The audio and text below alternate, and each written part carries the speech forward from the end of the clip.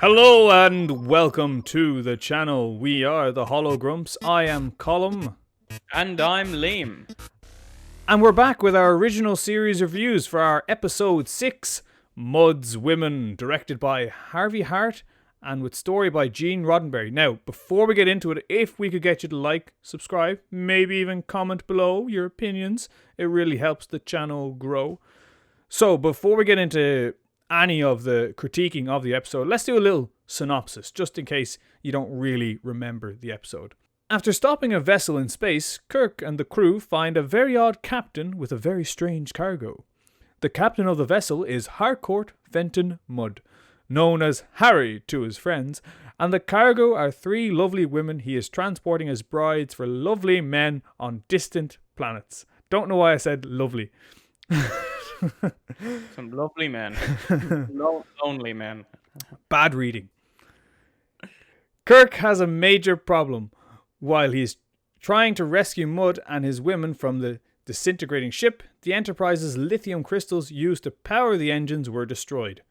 They travel to a nearby mining colony where Mudd sets about to arrange marriages for the women, interfering with Kirk's plan to buy the crystals. All the time, the ship's orbit is deteriorating and the risk of burning up in the atmosphere is increasing. So, just a piece of trivia for the episode, as always. NBC program manager Jerry Stanley recalled that one of the problems we had when we were trying to make this episode was trying to talk Gene Roddenberry out of some of his sexual fantasies that would come to life in the scripts.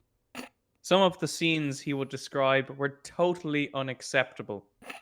William Shatner noted that NBC allowed Mudd's Women to be produced at all is still a minor miracle. Yeah, from this episode, you can kind of see where Roddenberry gets his kicks, considering he wrote the episode. So, you know, it's just an insight into the mind of the creator. Yes. So the episode starts with Kirk chasing down a ship into an asteroid field and accidentally destroying it. If only he didn't track that ship down, we would have been saved a lot of hassle. And we would have been saved about 50 minutes of having to watch and review this. Of creepy, what would you? Is that even chest or neckline? That's a neckline. I don't know. I mean, looking at it now, like it's like a toupee on his chest in his little pirate outfit.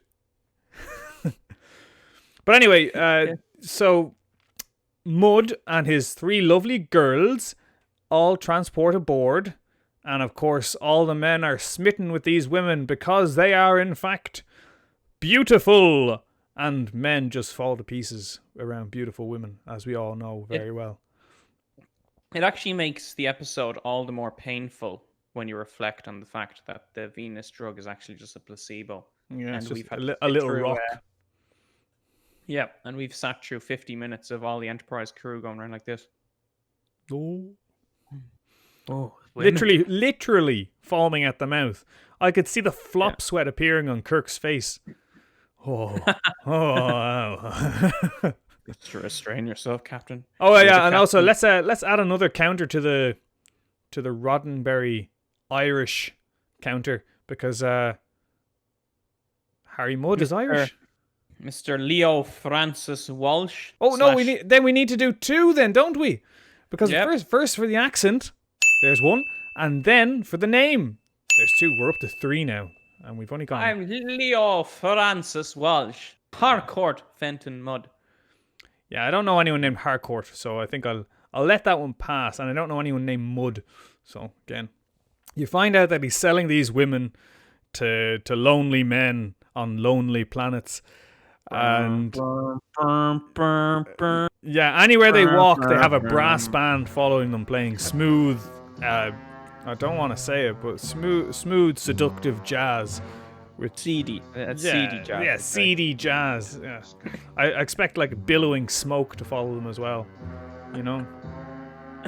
Yeah, walking around the the speakeasy Enterprise. It is, as I've now coined, man service of women walking. Yeah, that's what the TOS is actually. It's a lot of man service. Yeah, really is. Of course, the ship is now damaged after rescuing these people. So they have to go to Rigel 12 to get some lithium crystals. This is where the problems with the episode really creep in and start to fall apart. It's kind of like, what's Mudd's plan here the whole way through? Before they're even going to Rigel 12, he's like, I know, women, you will take control of the ship and I shall replace Captain Kirk. But Mudd at that point knows that the ship is just going to run out of power. Or Going to blow up, basically. Yeah. It's going to blow up essentially without its crystals. So what's Mudd's plan there? He's like, no, that won't work. Nobody seems to be evaluating the women to even see if they're okay, to see if they want to be there. Yeah, but doesn't he say, oh no, they can't have medical exams because they're so healthy, right? Ha ha ha ha. He says that to the women, I think, themselves. Yeah, but he says it so loud that the security guards hear it. Yeah, that's it. I remember. Yeah. We move on to the lie detector scene, where they're basically in a little courtroom on board the ship, trying to get to the bottom of what actually happened, charge Mudd with some crimes. And this lie detector would have been very convenient in a lot of episodes after this, especially in the Next Generation. And it's such a more plausible machine than even transporters. Yeah, we even have wishy-washy lie detectors to this day. You can imagine they would have perfected them at that point. Yeah. Like 300-400 years in the future.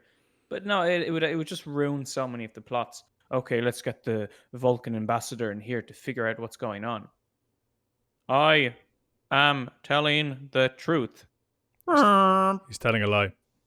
Yeah, no, just I am not a Romulan spy. It would just ruin so many plot lines. So it makes sense why they wouldn't use it again. Yeah. Of course, they also showed us the hideous computer on the screen. Which is just it's like a pulse reading machine. They were like, oh, you know what, we'll get something that looks like a sound wave, but also a pulse thing. What are them things that you used to use in like libraries and places where people go in to look at old records and be like directories? Slides. Is that it? Yeah, directory slide. That's essentially what the computer was. The next scene with the brunette woman, she goes into the medical bay after this plan to take over the ship, after being explicitly told to avoid medical examination. What? Yeah, I expected her to be hesitant to walk back in front of the medical device. But not only does she then walk back in front of it, she wraps her arms around it and is like, oh, beep, beep, beep, beep, beep, beep, beep, beep. It's like, isn't it great? Poor old Farrell can't keep his mind on the job. Farrell with his oogly eyes. His bug eyes. Oh, the women.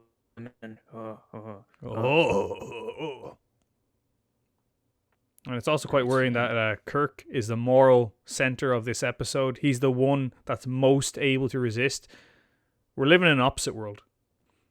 Yeah. Can we go on to Rigel 12 when they finally get there? And lo and behold, it's another purple-skied landscape with orange rocks. But what I did love about it was all the miners were the definition of a bunch of palookas. They all look like Homer Simpson. They look like cavemen. Whoa, Marge. The dust on this planet is making me cough.